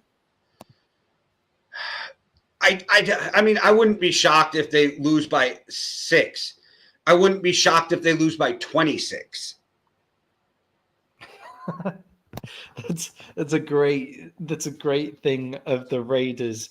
And it's Denver, because Denver doesn't put their foot on their neck until the fourth quarter. Yeah, and the Broncos keep you running around there. The Broncos are a fucking horrible team for us this year for betting on the spread. However, they were our best bet that came in last week, actually. But yes. Do you know what? On these Thursday night games, they've been running really close. The Broncos' run team's really close as well. The Raiders have a sneaky defense, and they have some players available as well. Give me the Raiders in this one just because of the size of that point spread. I think the Broncos will win. I think they'll win only by a touchdown. Jay, are we done with that game? Do you have anything else you want to talk about in that one? No, it's not even worth the fucking time or energy. The NFL hates us. They proved it. Yeah, and Jay, an exciting game in my book, though, is watching the Indianapolis Colts get back to action in Germany, where they go up against the Atlanta Falcons as 6.5-point favorites. Jay, is this a must-get-right game for the Indianapolis Colts? Well, it's not going to happen, so it doesn't matter. But yeah, they got to figure something out for Atlanta. This would have been one of my best bets if it was not in Germany.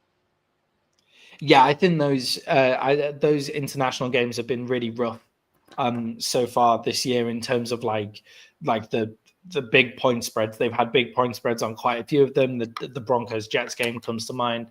Obviously, the only reason it would come to mind because it's one of the worst games in NFL history. But yes, like it is difficult to take as a best bet here. But the Colts, Jay, they have to get right in this game, don't they? Like after a difficult loss against the Steelers and a difficult time against the Steelers, surely they have to get right in this game, and this is where you put it back together. I have to ask, being that it might be the worst game in NFL history, does that make it an instant classic? I mean, yeah, must be. Right. Okay. But everybody will remember it as one of the worst games in NFL history, and the fact that it's in London really suits it. Yeah, being you guys in London, get so fucking shafted. We get stiffed. Like whenever you watch, like whenever you see like what Spain get, what Brazil gets fucking week 1 openers with like the Kansas City Chiefs in them. It's because they know you guys will show up even for the worst games. That's true. We show up for some of the worst football teams in the history of the world, so we'll show up for American football teams no matter what. Burnley not looking too bad. All right. Sunderland 4th in the Premier League, by the way, everybody. Currently sitting 4th in the Premier fucking League. And Burnley also in their first, not in the relegation pool right now. That's true. It's good. We're all staying up. We're all staying up, apart from Leeds. You made me pick a team, so I went with JJ Watt. I'm like, I'm going with Burnley. Fuck it. I like it. Burnley, good team to support. It's fun. There's a I very famous. I watch highlights and I check the rankings. That's my footy knowledge. Highlights and rankings. They've signed that Kennedy kid who just looks fucking ridiculous. Like they've just got a guy who's just like it's very un-Burnley. Burnley are traditionally like just rough, like defensive guys, and then they've signed this one player who's just absolutely fucking insane. Like he's so good. But Sunderland 4th in the Prem. Like, Maddie. They're gonna stay, so you and I can have some fun for the next couple of years over just shit talking in the Premier League. If Sunderland get into playing European football, I'm going to lose my absolute mind. It's going to be so difficult. Am I wrong to say this? And then we'll get back to American football. But the longer you're in the Premier League, the easier it is to stay in the Premier League because you can pay for and you can get guys to want to come play for you. Yeah, so with the money difference between the Championship, so the league below, with the money difference. So the last 2 seasons, every team that has come up from the Championship has got relegated straight away again. So that's why this season looks so crazy with the fact that like Sunderland are 4th and Burnley aren't. That's why people are so excited online and I'm seeing on Instagram. Yeah. Is that why? Like I've literally seen people say best Premier League season yet. So like in my lifetime, they're like 20, but you know. Yeah. It's because Sunderland came up and just spent loads of money because they spent no money. But they've spent no money at all. But they're a big club, so they've got loads of money. They've just spent nothing in the Championship. So they just went out and just bought basically a whole new team and got them together to play in the Premier League. And then Burnley have like spent a bit of money, but the teams that were there before sold all of their best players and now are looking really shit. So that's why everybody's really excited. But the longer you're there, in theory, the better players you can get, correct? Yeah. The longer you're there, the easier it is to stay up. Yeah. Or like once you're in, you're kind of in for a little bit most of the time. Like so, unless you're the guys who get re-regulated right away that next year. Yeah, exactly. Yeah, but that very rarely happens. Once you make it one, it's usually like the guys who like come up, they'll go back down again. But yes, they're very exciting, guys. If you want a Premier League show, then let us know, and I'll be more than happy to start. While Sunderland are good, if Sunderland start doing shit again, then I'll stop. But Jay, on the Daddy's other like, you side of the got ball, me for a minute, maybe. you've got me as long as Sunderland are good, and then I become far too depressed. Like the Dallas Cowboys have not won anything my entire life. Sunderland have not won anything, but they're purposefully shit. So they get me really depressed if they do badly. So you know. But Jay, on the other side of the ball here, so we've spoken about the Indianapolis Colts and how important it is for them to get right against this team after going against the Steelers. But the Falcons on the other side of the ball, how can they start finding their feet on the offensive side of the ball here? Because like Micah Penix just doesn't look right. That offense is putting up decent numbers, but doesn't look right either. Yeah, Atlanta's not getting right. Like I said, talking about we're getting to this game. In this game, I don't think, because one, you're playing a monster, and then like we never know what happens overseas. So let's say it's a shit, sloppy game and they end up beating the Colts. Do we still really think that they turned it around? Or would we be questioning the Colts more than we were giving credit? Unless Penix comes out and plays lights out. And it's kind of unfair to this kid because you're loaded with a bunch of weapons, right?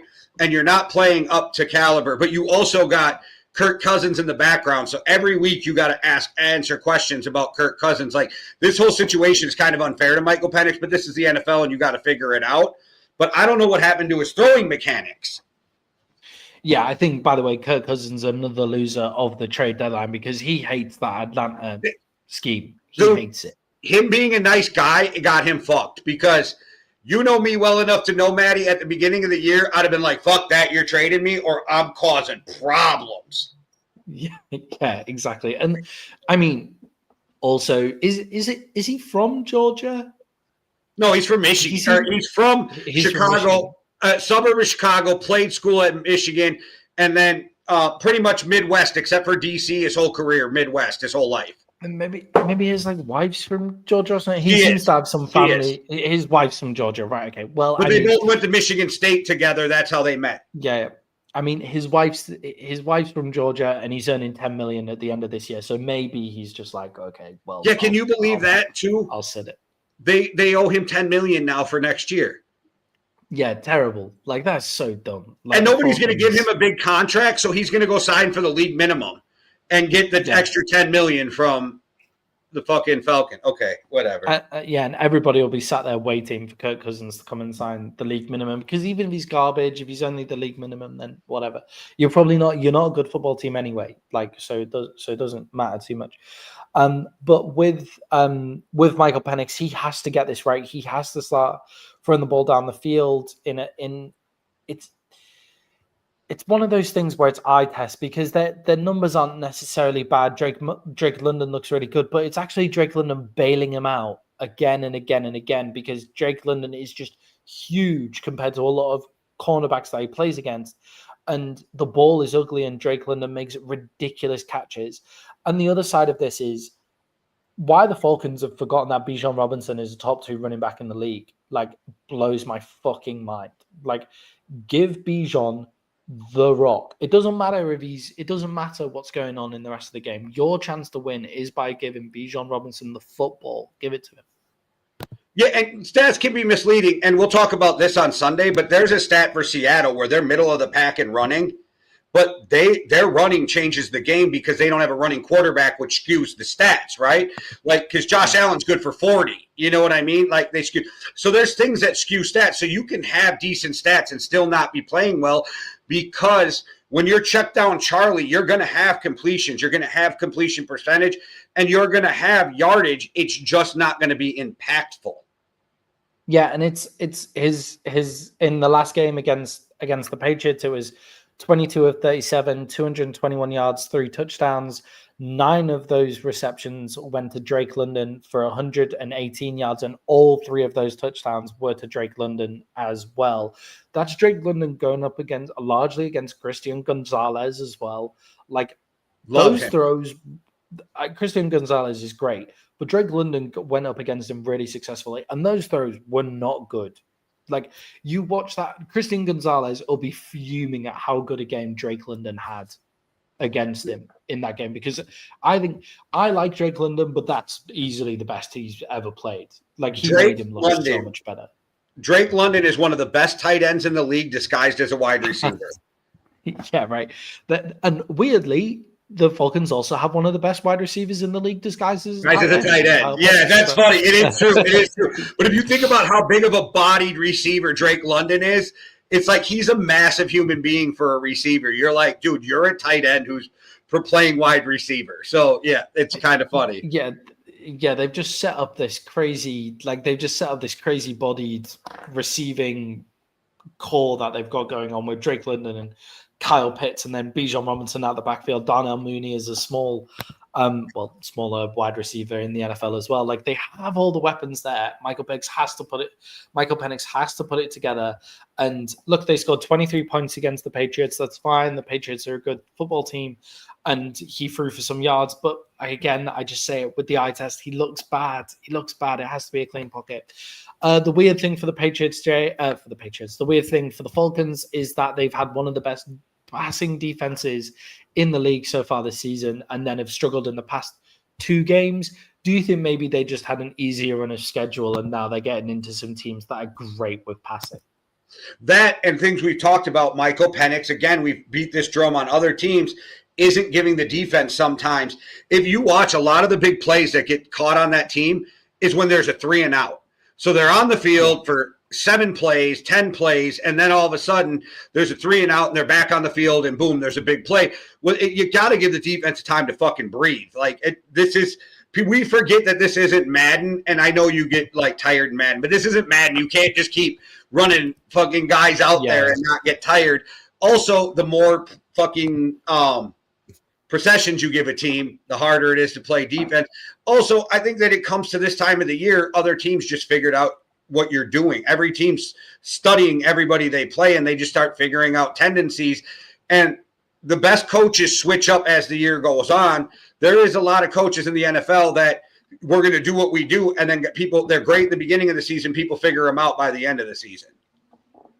Yeah, and Jay, just to finish off here, with Drake London being the best wide receiver here, Sauce Gardner is the best person in the Indianapolis Colts roster now to cover a guy like Drake London. But obviously, with the game being in London and him just becoming a Colt 2 days ago, does he play as big a role for the Colts? Does he just run out there and just man-to-man Drake London every down? I think they'll put him out there some. How much they play him, I don't know. I know it was a slip, but the game is in Germany, not London. Just throw that out there for anybody watching. Sorry, my bad. No problem. I just figured if anybody watching, you know how they are about that kind of shit. I think that Sauce will play some. How much do you play him? I don't know. There's no way he's going to learn that whole defense, and I haven't done enough looking into it because it's just happened to see how much the defense he's played in the past line up with Luan Romo's defense. I do know Luan Romo is one of the top guys in the NFL, and when he got fired, people were like, what? Come on in. Like, that was not your fault. Get over here. Like, he was the guy I wanted the year before we got Brian Flores, right? Like, this is the guy I wanted. So I kind of know more about him than some because I was reading into a lot of him back when he was available. But I think he's a great defensive coordinator. I think Sauce will get on the field.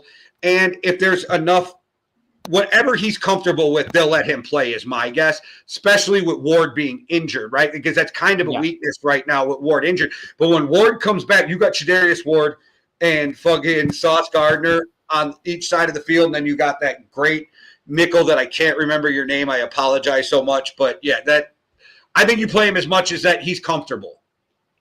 Yeah, and if it's me, if I am playing him, I'm just putting him out on down saying, go follow Drake London. Like, it's not like you need to hit this zone or you need to do that. That's your man. Go get him. Like, we've got the rest covered. And he can play zone because his best year was with zone under Rob Saleh. Yeah. But I think that people are killing him for, he's had off seasons. One, there's not a lot of passes that go his way. That's always a plus. Also, that whole team is horrific, and we can go through the reasons why the offense is killing the defense on top of the defense's dumb shit in New York. Yeah, and I think defense is the one position, like the one side of the ball, where as soon as you give up a little bit, then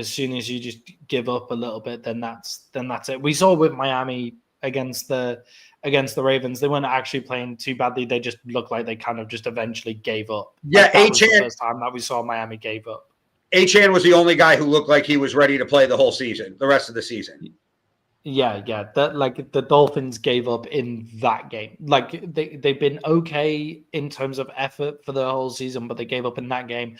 And with Sauce and the Jets have given up as well, and that could be to do with Sauce's like production as well. I'm excited to watch him run out there. Jay, let's get to who we're going to pick for this game. The Falcons are one of the worst teams to predict what the hell is going to happen in their games.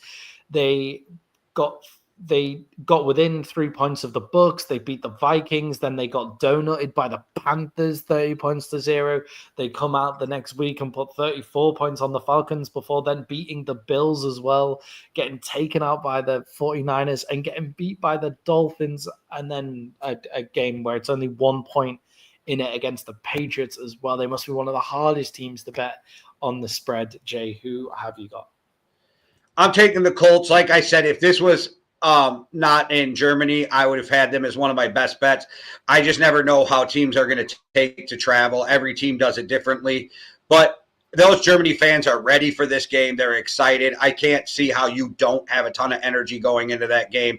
And like you had just said a little while ago, they are going to want to get that sour taste out of their mouth from that game against the Steelers.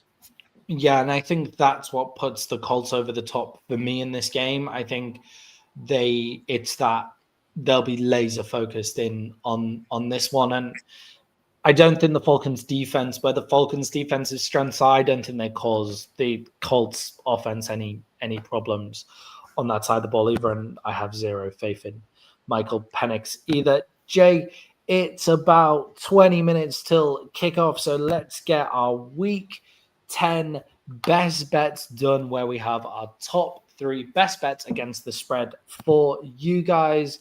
Jay, what have you got for me this week? My first best bet, Minnesota plus 3.5 against the Ravens. The Minnesota Vikings play every game pretty much close. They keep it scores. I think we've seen enough of growth from J.J. McCarthy where he's not going to feel overwhelmed. And I'm going to say it again in another time, Andrew Van Ginkel is back. That defense just plays differently. I think they figure out how to shut down Derrick Henry. Don't let Lamar kill you too much with their legs. Lamar's going to get some runs. He's going to pick up some first downs. And I don't have faith in the Ravens defense. I don't have faith in their secondary. And the running game gets going for Minnesota. It's going to be a long day in the secondary for the Ravens corners when you can come off a play action with J.J. Addison, Speedy. T.J. Hawkinson has been finally getting some love with J.J. back because he didn't get too much love with Wentz, but that connection is big with J.J. I really like what's going on in Minnesota, and I'm still not convinced the Ravens have turned it around. Yeah, and I think important to mention the Ravens. The game where everybody started to say the Ravens have turned it around was against the Dolphins, who are possibly the worst team in the NFL and have just fire-sold their defensive end. So let's see what the Ravens actually have before we crown them as coming back. Jay, what about number 2? All right, I'm going in order of games, but this is my lead pipe lock of the week right here. This is the one I would bet on 100%. Seahawks over the Cardinals, minus 6.5. The Seahawks are on fire right now. The Seahawks are arguably one of the best teams in the NFL. We're seeing the Cardinals look better with Jacoby Brissett. I still don't think they have enough to stand up. And we are going to see some Shaheed a little bit here and there. I'm sure they're going to be like, go out there and run a go route. You don't need to know shit. Just go run a go route. Yeah. Open up for Jack. And Jackson Smith-Njigba has been balling the fuck out with no receiver help around him. Their rookie just took off Thornton for 2 fucking touchdowns last week. Maybe that's what they need. And I just said it. We'll talk about it more. They have a better running game than people are giving them credit for because people are like, they need to average 100, 125 yards in today's NFL. Well, they don't because their over 100 yards is coming strictly from running backs. It's also because Kenneth Walker is frustrating people in fantasy because they split the backfield with Charbonnet, and Charbonnet gets the red zone touches. So like people get upset about that, but actually the holistic running game is pretty decent. And Jay, the other point of the Seahawks is their defensive line is very good. And if you're going to take Jacoby Brissett on, the defensive line is the way to get to Jacoby Brissett as well. Yes. All right. So my last one for the week is Philadelphia plus 2.5 over Green Bay. I think Philly would win that game. I would almost think about taking the money line, depending what it pays. Give me the Eagles, though, to beat the Packers, and you're giving me points. Yeah, Jay, we've got some pretty similar things going on here in this week. I like that one, though. I was totally surprised by that one. I don't get this Packer love. I don't know. I told you I think they're a good team. I don't think they're one of the best teams, and I get hate for that. I like in the groups. It's really weird. Like a lot of people are really defending them, and it's not that Jordan Love's not a good quarterback. He's not a consistently top quarterback. He's top 10 all the time, but he's not consistently top 6, 7, 5, 6, 7 or better. And that's what you need to win. And they don't have a number one receiver. Micah disappears at times. That defense was supposed to be their saving grace, and at times they give up big plays. I think the most consistent player on their team is Josh Jacobs. Yeah, and like he doesn't hit those huge heights like all the time. No, but he's amazing, but he's not Saquon. Yeah, yeah, exactly. Jay, my best bet number one is plus 2.5 for the New England Patriots. The Patriots going up against who they got there? I've lost them. I almost picked this one. It's the Bucks. It's the Bucks. Yeah. So the New England Patriots are 2.5 favorite, 2.5 point underdogs against the Tampa Bay Buccaneers. They are underdogs against the team that is rife with injury still because they've got a Booker back. I'm sure they cause more of a problems, but the Patriots are maybe the best team in the AFC, and Drake May is the real deal. My second best bet, Jay, I've also taken the Seahawks at 6.5 against the Cardinals. And Jay, my third best bet, I've also taken the Eagles at plus 2.5 against the Packers as well. So we've gone two of the same, and I'm going to have to cheer on the Eagles this week. And at least it's against the Packers. At least it's against the Packers, and I don't like them either. But no, you don't. Here's what I can tell you. You can be a winner either way. I have done this. Like, I have picked the Packers. Packers win, great, I'm a winner. Packers lose, it's a feel-good moment. So, like, either way, I feel like I won. Jay, if your best bets come in this week, then you're having a fucking great time because Vikings win and Packers lose. I don't usually pick the Vikings. I don't say bet on the Vikings. I was surprised. I got a really good feeling, Maddie, and I usually ride with my feelings on stuff. Like, I got this, like, I feel like the whole Vikings team has this renewed feeling. Like, JJ's our guy. Our defense is right. Let's go out there and get this. Yeah, Cowboys killed me for doing the best bet on them last week against them. I've never picked the Vikings for a best bet in the whole time we've been doing them, ever. This first time. I was very surprised, but I like it. Usually I feel like, I'm going to jinx them. There's something right now where I don't feel like I'm going to jinx them. I feel like they're just on. JJ's Michigan mentality, championship, national champ mentality. They make fun of him because he does visualization and meditates. I like that. I couldn't do it, but I'm like, he is so locked into his craft that he wants to be the best at what he does. And Kevin O'Connell was talking about, while he was injured, he was really focusing on, I got to control the line of scrimmage. I got to do better at controlling the play calls and this kind of stuff. And he was really working on it. I love to see that shit. Yeah. Thank you very much, everybody, for watching another great Thursday night show. Make sure to come back on Sunday to watch all of our betting spreads for every game on Sunday. We'll be going live at around halftime in the game in Germany. So come and find us. We're always on YouTube. Subscribe, like, and the bell and all of that kind of stuff. Jay, send us out like you always do. All right, well, the NFL hates us because of tonight's game and that I have to get up early on Sunday because I want to see that game. So that kind of sucks for me. So I will be getting caffeinated for you guys all on Sunday. Make sure you hit the like and subscribe. Hit that notification button. You won't miss a show. And we got a lot of shows now. You may like all of them. You may like some, but I'm pretty sure we'll have at least one that you like. So make sure you hit the notification button.